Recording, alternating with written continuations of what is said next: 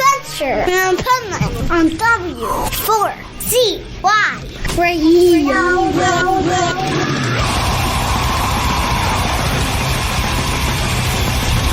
This is the Pipeman here on the Adventures Pipeman W4CY Radio, and I'm here with Alan from Following the Signs. Noel, the guitarist from Following the Signs. Nice.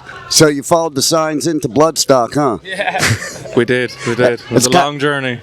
Yeah, and that's kind of like how I figure out getting here. The GPS doesn't do it, the signs do it. Like No, you have to follow the signs. Exactly. I mean, if you're not following the signs, you're doing something wrong. So you got to come to Bloodstock, not only follow the signs to get in here, but follow the signs of your set. That's it. We're on the EMP at 10 to 5, so nice. Looking forward to it. So, is this your first time at Bloodstock? It's our first time playing in the UK. Wow. So, to be on Bloodstock in the UK for our first show, it's pretty surreal. Like. Yeah, because this is like one of my favorite festivals because we're like a family here. You know? You can really feel that as well. Like. Yeah, it's like, and from what I understand, you tell me, you might not know too much so far, but how they take care of the artists too is real important to me. And everybody tells me that like you're taking care of like your family. Yeah, no, like you can really see how they try and do what they can for you, no matter what you're dealing with. If you're not supposed to be somewhere, they'll help you out to get you where you need to be. Like, so it's so good. Like, yeah, and so helpful too, because the last thing you want is like your shirt says, you don't want to be stressed out, you know? You're stressing me out. Yeah. Shout out to the home team, yeah. Right? Load in will stress you out. Sound check will stress you out. Yeah. Unless you have people like Bloodstock that make it to where you're not. Exactly, yeah. And it's so much better for everybody because you have a better set. We have a better set as the audience because you're just having fun at that point. Exactly. Yeah, you're free to just go up and play, no stressing. Exactly. All is good. So, for each one of you, where did your musical journey start? Well, I mean, as a proper child, I would have been Eminem and stuff like that, but then I went on to, like, Linkin Park, which then evolved into old rock, AC/DC and all of that, and then that went into Avenged Sevenfold, and that's kind of where the metalcore kind of started. Nice. And it's just grown since there. How about you? Yeah, so I'd say I was like Alan. I was into like popular music when I was a kid. You know, anything your mother would listen to or something. Right. But like I remember hearing Metallica, "Creeping Death," Seattle, 1989, on like the TV for the first time. I had an older cousin watching it, and I was like, "What the fuck is this?" Like, nice. blew me away. I've been hooked ever since, you know.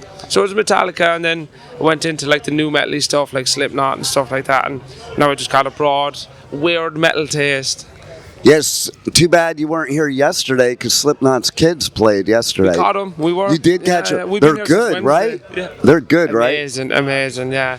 Yeah, and I love their band because I love Slipknot too. In fact, I'll show you something. Pull it out here. My hoodie. Since you're a Slipknot fan, check that hoodie out.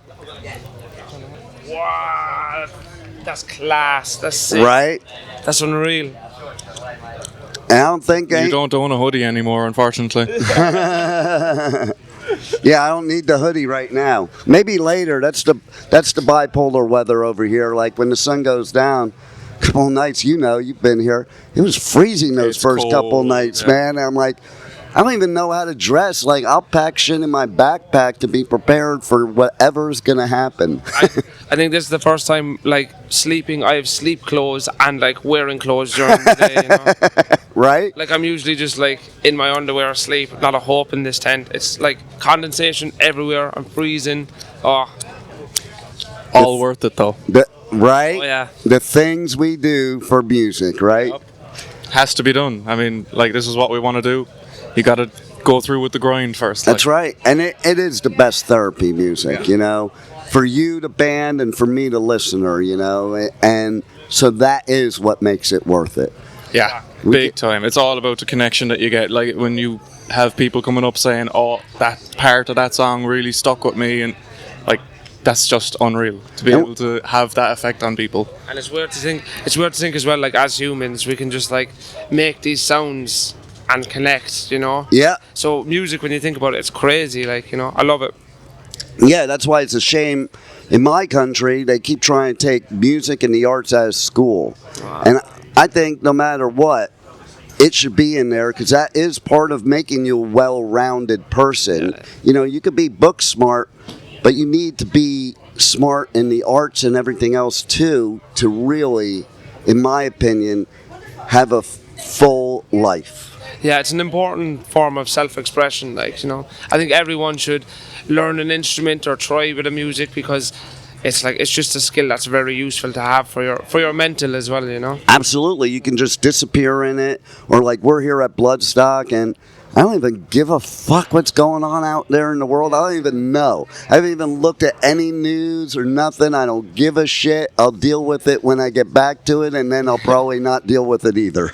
I was saying to the guys last night, like last night I told them I forget I'm in the UK. You know, just being in here, like, you know. So I'm the same. I'm in my own little bubble in here, like. Exactly, and that's what's beautiful about it. You know, whatever festival I do, it doesn't matter where I am in the world. I don't know where I am. I just know I'm at the festival, and that's all that matters. That's all that matters. Right? And then, you know, people, they misconstrue the mosh pit, you know? The mosh pit is not about hurting people. It's not about, you know, getting violent. It's about getting all your violence and anger out of you and feeling good and camaraderie and picking each other up and taking care of each other instead of attacking each other. And, you know, then you all have a big group hug afterwards. Yeah, I mean, last night during, who's that? Well, it was Slaughter. Slaughter, one of the guys was in the pit. He fell down and he thought he was going to get trampled, and he felt a fluffy hand reach to him, and it was Elmo. Elmo picked him up. So, like, oh my God, that's classic. Oh my God, that's something that person will remember the rest of their life. Elmo saved my life in the mosh pit. Yeah, there's not many people in the world can say that sentence. Like, so right? It's pretty good. And then the other day during Heavy Source, I was in the mosh pit with a bunch of dinosaurs.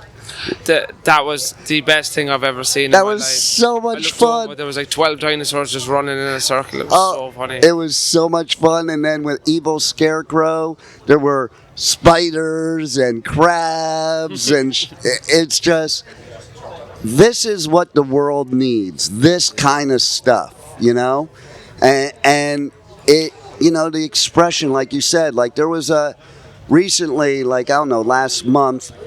There was a hardcore show where, like, the band had the crowd attack like a banana for dressing up as a banana. Like, what do you fucking care if it's a banana? And they made them rip the banana suit off, and, like, that's bullshit.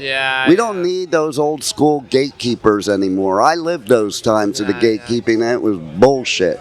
If somebody wants to be a fucking banana, have at it, man. I think it's fun. Yeah. I'd rather mosh with banana than one of those people. If we were playing a show and I seen a banana in the crowd, I'd be like, guys, look, like I'd call the guys, I'd be like, look, it's a banana, you know. Right. And, like, more power to those people for being able to be in a mosh pit in one of those suits with the heat. And that's what I always think, man. Like some of these people dressing up in these suits, I'm like, oh my God, it's got to be hot as frick.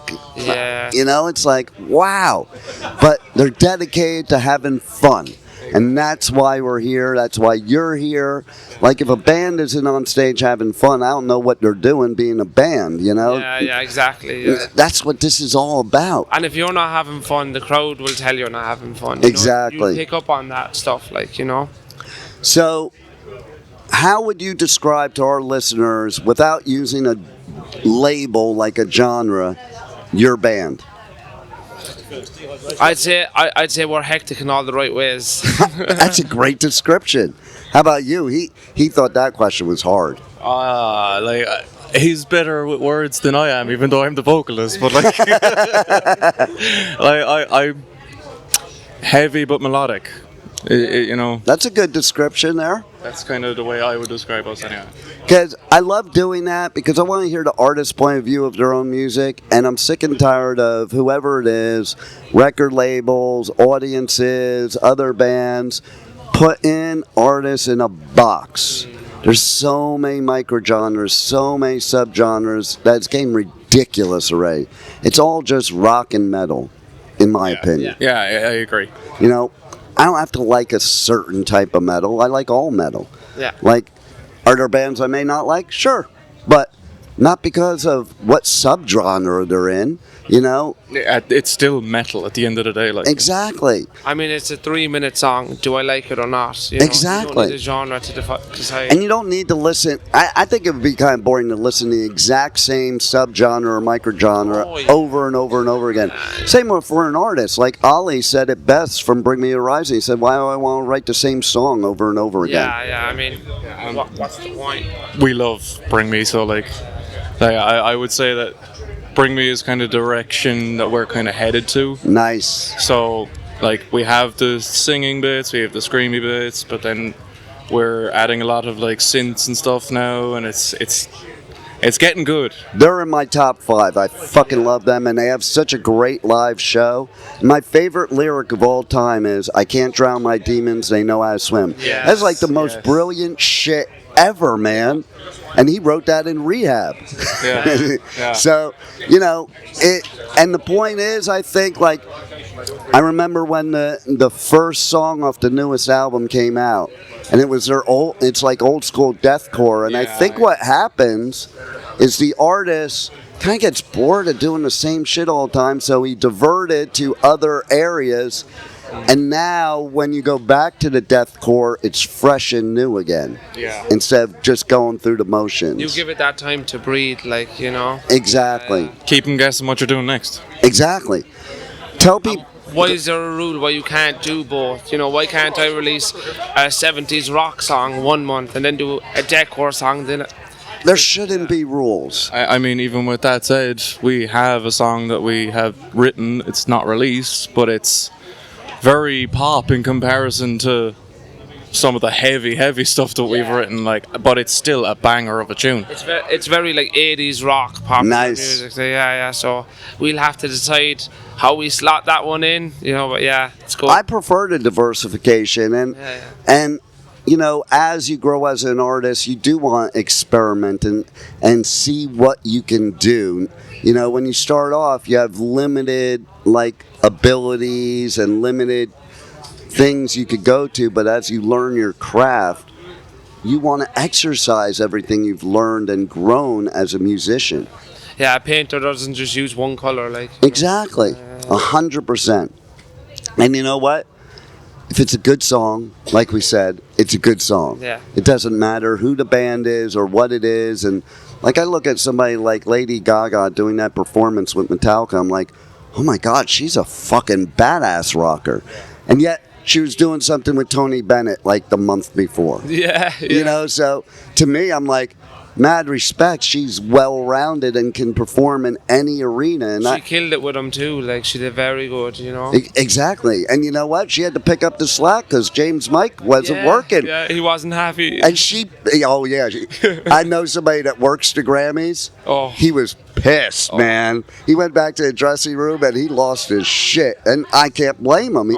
You know, especially you're doing it that long. You're such a perfectionist about what. Yeah. But like she picked up the slack. It like what a pro, you know, and that's the key. Exactly. You know, just have fun, do your thing, express the way you want to, and then we'll love it because we know you're loving it. Yeah, and like deal with the cards as they come. You know, don't try and like perfect everything. If you can't, you can't. You know what I mean? Deal with the show when the show is on, you know. It's a live show. I've been saying it a lot. You know, in the studio, it's one thing. You do take after take till you get it perfect, but live show shouldn't be perfect.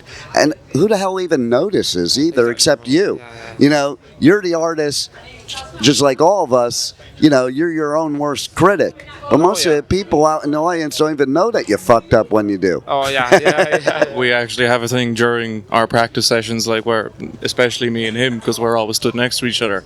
If he has a tiny little flick of a string that shouldn't be there, I'll just give him a look. But he knows full well that I picked up on it. But it's the same both ways then. If my voice breaks, he's on it. Like, It's like a running joke. If one of us do something, we're like to each other, like.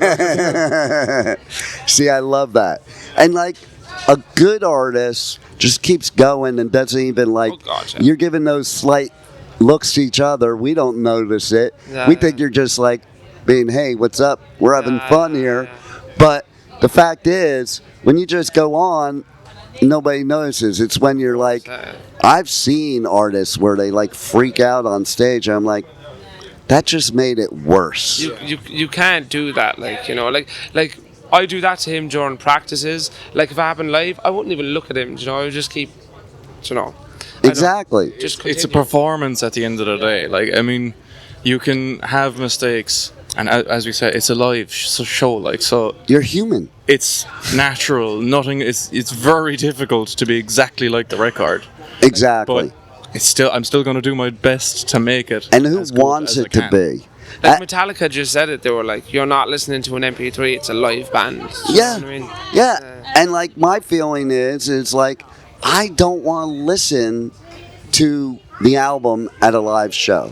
Yeah. Like, it doesn't have to be perfect as the album. I want to listen to the album, I'll go home and listen to the album. And there are bands that it's almost like listening to the album, I'm like, I'm bored. Yeah. You know? So, kudos to you guys. And so happy you're here at Bloodstock. You're going to kill it. Thank you. And thanks for being on the Adventures of Pipeman. Thank you. More than happy to be here. Thanks for having us. You got it. Thank you for listening to the Adventures of Pipeman on W4CY Radio.